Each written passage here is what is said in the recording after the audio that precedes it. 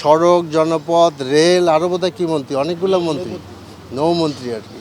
তো উনি যে কথা বলছেন সেটা আমাদের গোটা জাতি হতভম্ব হয়ে গেছে এবং এটা পরিষ্কারভাবে দেখা যাচ্ছে উনি চাঁদাবাজিকে বৈধতা দিয়েছেন এবং এটার দ্বারা কালকে আমরা বুঝতে পারছিলাম যে এবার দ্বিগুণ উৎসাহে চাঁদাবাজি শুরু হবে এবং হয়েছে তাই।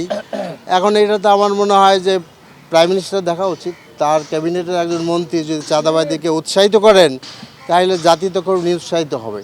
এবং আমি মনে করি যে উনি মানে অ্যাজ আর্লি অ্যাজ পসিবল ওনার ব্যাখ্যা থাকা উচিত, সরকারের ব্যাখ্যা থাকা উচিত।